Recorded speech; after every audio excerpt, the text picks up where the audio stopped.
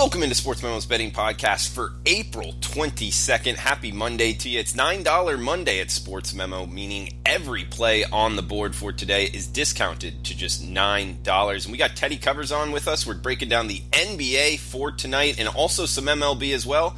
Teddy, happy Monday to you. Yeah, I love the Office Space references. You know, that's one of those movies that I really haven't thought about in forever. And then Dr. Chuck came out with you got a case of the Mondays, and you're a case of the Mondays. It's funny stuff, man. If you've never seen that movie, it's an absolute must-watch, if only for Jennifer Aniston's flair.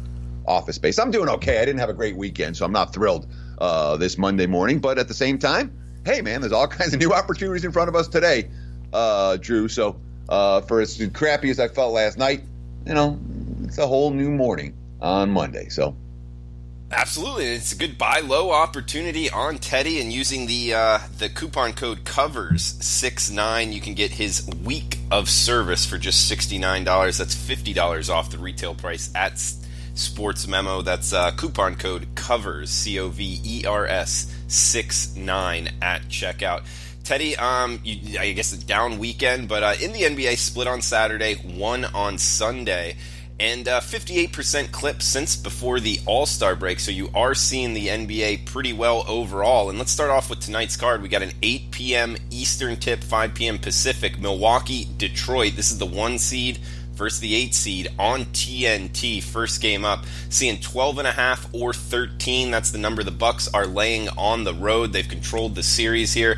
Look to close it out. 219.5 the total. What are you thinking here, Milwaukee, Detroit? Yeah, I mean, the NBA's been solid. I mean, it's been real solid since even before the All-Star break. That 58% clip here in the postseason would have hit nothing crazy, but steady, consistent profits. And honestly, I got no complaints with that. As for I cashed a winning ticket on the over in Game 3 of Detroit and Milwaukee. The Pistons said they were going to play small ball. They said they needed to push the pace. They said they needed to score points, and they did. They had a better offensive effort. It didn't matter. The Bucks still did whatever they wanted to in Game 3 in Detroit, with Blake Griffin back, and with Griffin scoring 27 points and, what do you have, 7 assists, 6 rebounds or something like that. A big game for Griffin. It didn't make any difference. Dwayne Casey, that young man, Blake Griffin, has given us everything he has. He said he was feeling good. I was concerned about his conditioning with as much time as he missed. You can't really simulate 5-on-5 basketball when you're rehabbing, but he came in and gave us what he could. He has a presence that we can't replicate. We had some situations where we made a mistake or missed a shot. Now we're going on the defensive end and don't carry out our assignments. That's part of growth. That's a team that makes you pay for mistakes that you make. These aren't bet-on quotes from Detroit, all right? And, of course, Griffin played well. The rest of the team shot less than 40%. The Bucks, Giannis got in foul trouble in that game. He went out with a 14-point lead. He came back with a 22-point lead. That's the Bucks' depth. And if you're making a case for Detroit, and look, I mean, this has been a one-sided bet game. It's been a one-sidedly bet series. It's been nothing but Bucks money throughout, and the markets have caught up. I mean, they know that no one wants Detroit. They know that only the value players, only the wise guys are going to get in at plus 12.5 or plus 13. There's no bargains here on the Bucks, despite their dominant showing. And Milwaukee could win this game happily by 10, clinch a series sweep, and cash Detroit backers tickets. So I'd be a little bit concerned to lay this type of a price with the Bucks, even though they're a lot better than Detroit. And frankly, if they win this game by 15 or 20, wouldn't surprise anyone. They've shown that level of class difference throughout the course of the series. But let's not forget, the road teams dominated all weekend to the tune of 8-0 straight up, 7-1 ATS. Markets respecting that the home teams expecting that the home teams are not going to get a whole lot of respect today, and that's certainly the case for this game. It's the case for the other game we're going to talk about in the NBA tonight too, where all the money once again is coming on the road chalk. And that's the next game up, 10:30 Eastern start here, 7:30 Pacific. Houston at Utah, another game on TNT, the back half of it. -3, the Rockets are on the road. 214.5 the total tonight in Salt Lake, Teddy. Yeah, and I mean, there's some scary things for Utah in the sense that, James Harden missed his first 15 shots of the game. The Jazz played their guts out, and they still weren't good enough to beat Houston at home in the, must-win game of Game 3. That's not good news for Utah, obviously. All that being said, you look at the quotes from the Jazz. Here's Royce O'Neal. We have the same mindset we had last game. Remember, if they lose by the same margin they did last game, they're going to cover this number as opposed to not covering last time. Because last time they were laying, we've seen the markets make a 6-point adjustment between games 3 and games 4 based on the fact that Houston's up 3-0 in the series. And in theory, Utah's not supposed to show up tonight because the 0-3 teams don't show up. And we saw all the money come on Boston yesterday, and Boston swept Indiana. And we know what the history of the NBA is, where you bet on the 0-3 teams. The markets know it. Everyone bets on them. The odds makers know it. And that's why you're seeing this massive adjustment from Game 3 to Game 4. The quote from Royce O'Neal is, come out aggressive, be ready from the gump. It's going to be a competitive game. We have the same mindset we had last game. The quote from Kyle Korver. You know you're down 3-0. But what does that bring out of you? Does it bring out something good? Does it bring out some urgency? I would like to think we're going to bring something good. That's the makeup of this team. We have high-character guys that work, guys that like to play basketball. We'll regroup, get our minds right. Tomorrow, get ready to go. Worth noting, the Houston Rockets in the entirety of the James Harden era, they've won 5 playoff series since Harden's been there. 4 of them, they've won in 5 games. 1 of them, they've won in 7. 0 of them, they've won in a 4-game sweep. Teddy, great breakdown there of the NBA slate for tonight. Let's break down some MLB. And guys, remember the coupon code COVERS69 at checkout for a week of Teddy Covers MLB service for $50 off at sportsmemo.com. Just $69 using the coupon code COVERS69. We got an earlier start here, Teddy. Philadelphia at the New York Mets NL East battle here. Jake Arrieta versus Steven Matz on the hill with the Mets short home favorites here, seeing it minus 112, minus 111, depending where you're shopping. 8.5 the total in Citi Field. Yeah, and you know what the markets are doing. The money's come on the Mets here, and some of it has to do with they expecting a bounce back from Matz. Matz in his last start against the Phillies, and this was a beautiful start for me. We cashed an over ticket with that in the first inning because Matz faced 8 batters. He didn't get any of them out, and the score was 10-0 after 1. And that was as easy as it gets. The whole rest of the game, you're just like, no rain, please no rain. And there wasn't any. So all was well that ends well. But obviously Matt's not the type of hurler that the markets are expecting another game in which he doesn't record a single out. His quote, I was just leaving the ball up in the zone and it was a poor effort. I've been here before. So I know at this point I can come out of it. It's not going to define me or define the season or anything. I just have to wash it and move forward. But the markets, all of this emphasis on starting pitching. The markets react almost exclusively to starting pitching. And what do we have? We have Matz. He's got a 4.96 ERA compared to 2.25 for Arrieta. Guess who's got the lower xFIP? Yeah, Matz has a lower xFIP, and that's all the markets care about. And Matz has the 55.7% strand rate, and the markets expect that to get better. You're not going to allow more than 40% of your base runners to get in. So the advanced metric stats pointing towards Matz, despite the fact that Matz lineup's cooled off a little bit over the last week, and that definitely concerns me here against, a hurler in Arrieta. Again, the markets hate this guy. He's a tired retread. He's the old guy. We're going to talk about this in a couple of games in MLB. The markets always hate the tired retread compared to the young up-and-comer. And this is one of those instances where we're seeing a lot of love for the Mets. And Matz, no, I'm not convinced that the Phillies aren't the better of these two teams. And Teddy, you bring up strand rate, the left on base percentage. I've thought this for a while, as far as a lot of people kind of saying it's always going to equal out to a certain number. I kind of disagree with that sentiment in just the fact that I think it's a skill set. Some pitchers are better out of the windup, some pitchers are better out of the stretch, and different guys handle the pressure of runner on base differently. Do you agree with that or no? No, because you got to show me pitchers that have done that. You got to show me a pitcher whose strain rate is consistently better or consistently worse. Give me a sample size here and I'll be interested.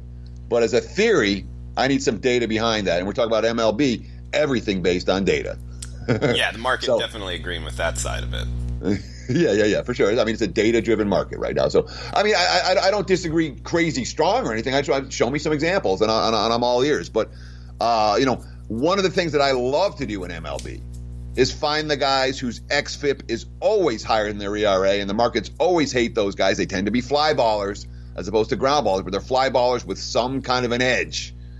And when you find a guy, hey, his xFIP for the last 3 years is every year it's a half run to a run or a run and a half higher than his ERA. Those are guys that tend to be bet-ons, not bet against when it comes to the MLB market. Like the markets crash on those guys, and yet they have found a way to overcome, quote unquote, the bad statistics year in, year out. Chris Young was one of my favorites. He's always a classic of that. He was 6'10", and he had that weird angle, and he had a ton of fly ball outs, but he pitched in fly ball friendly parks.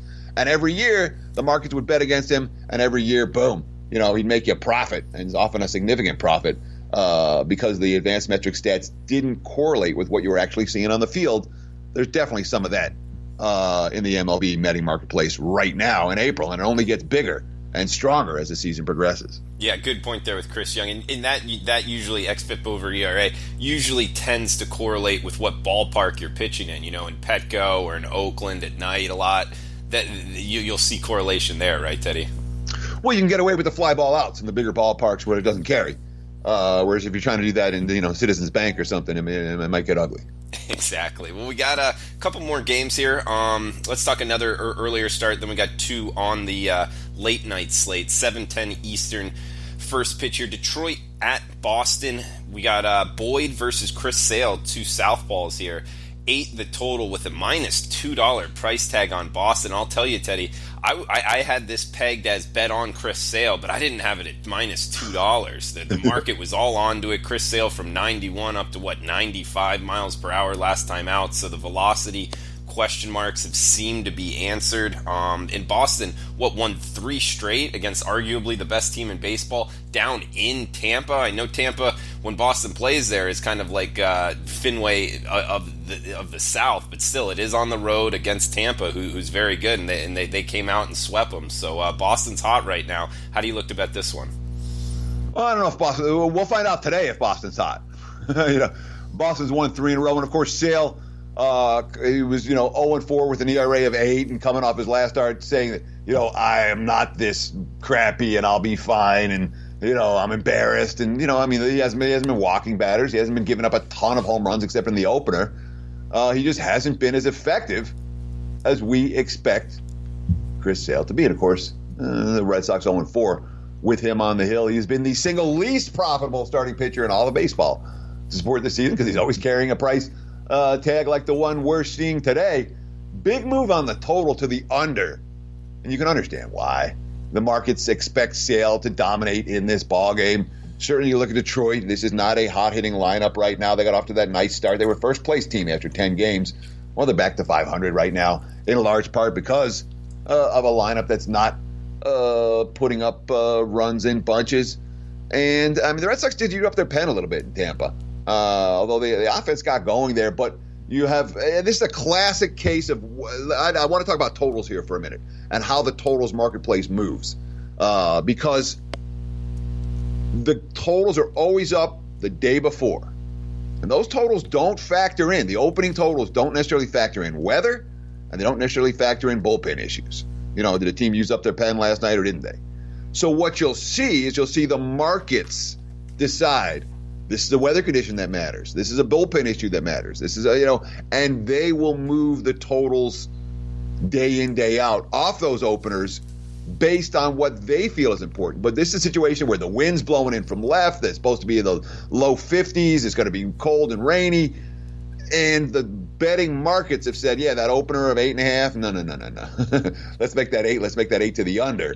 Not ideal hitter's weather at Fenway this evening. Yeah, and also add on to that, both teams against lefties. Detroit 58 weighted runs created number, Boston 83 weighted runs created number, average being 100. Both teams not faring well against lefties, and Boyd has been good. Last 19 innings, 26 strikeouts, only 5 runs let up with a FIP of 1.65.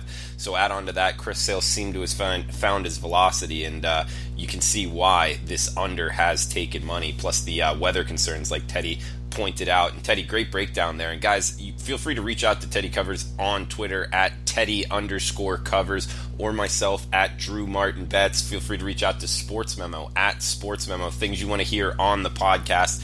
As far as baseball betting goes, NBA playoff betting, anything that you're looking for, change in the marketplace, questions you want answered, love to hear from you on Twitter, and we'll answer them on the podcast. We got a 10 p.m. Eastern start here. New York Yankees at the LA Angels, Teddy.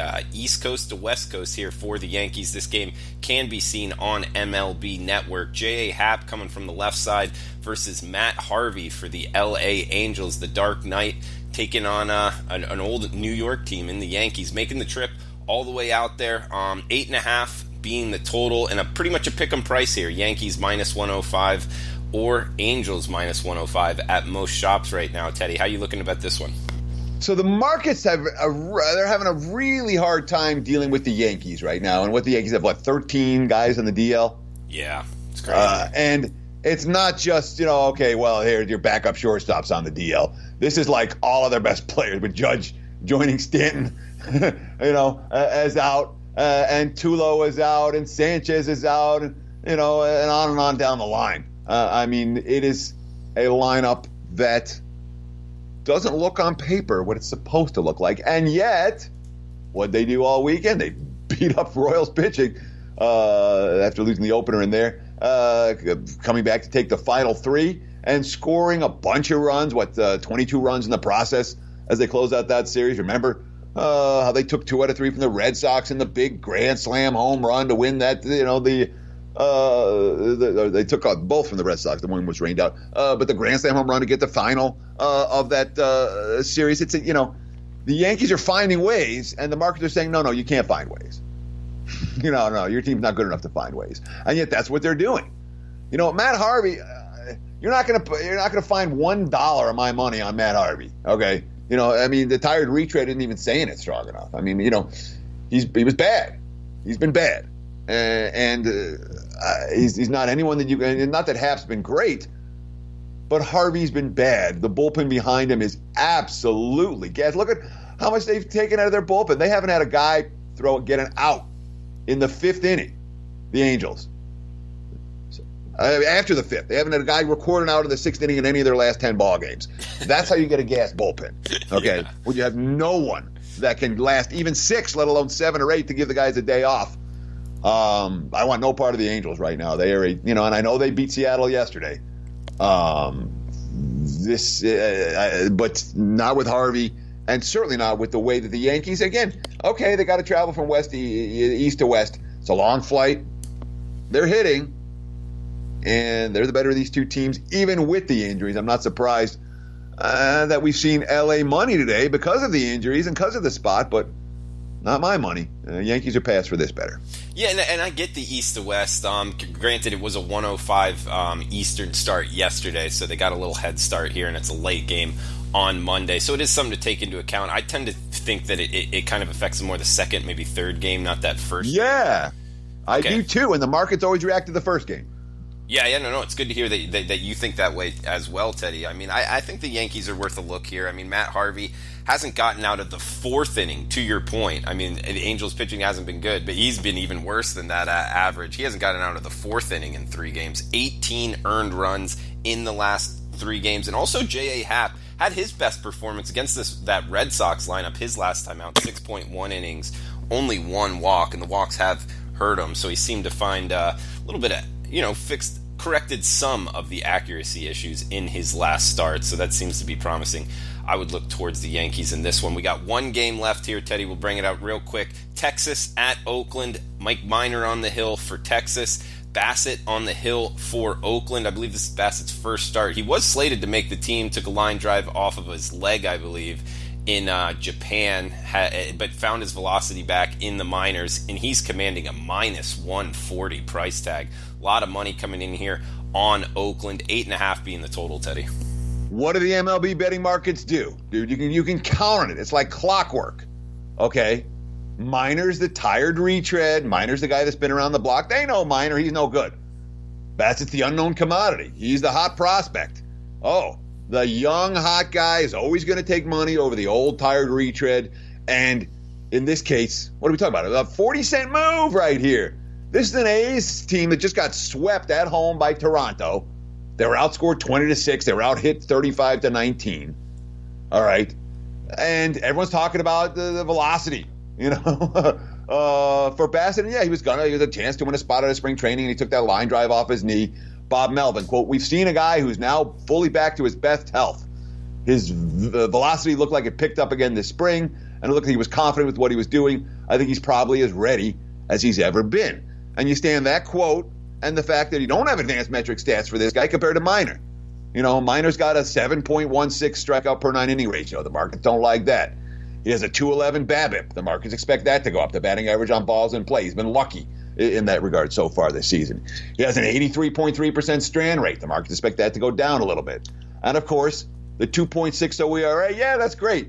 It's a 4.67 xFIP, 2 runs higher. And the markets are saying, Texas, yeah, we know we just beat up on Houston all weekend. But that doesn't matter. Oakland deserves to be this price range. No way does Oakland deserve to be this price range. They're not good enough. So and they're not playing good baseball. So in my mind, I understand this big wise guy move all for the A's. At this price, I could only look at the Rangers. Teddy, love the breakdowns, both NBA and MLB. Guys, thanks for tuning in. Remember, it is $9 Monday at sportsmemo.com, and Teddy has a top play up. You can get it for just $9. Also, remember the coupon code COVERS69 at checkout for Teddy's 7-day all-access package for $50 off. You can get the next 7 days, less than $10 a day, using the coupon code COVERS69 at checkout. Guys, thanks for tuning in. Best of luck with your bets tonight. We'll be back tomorrow with Dr. Chuck talking the MLB betting boards.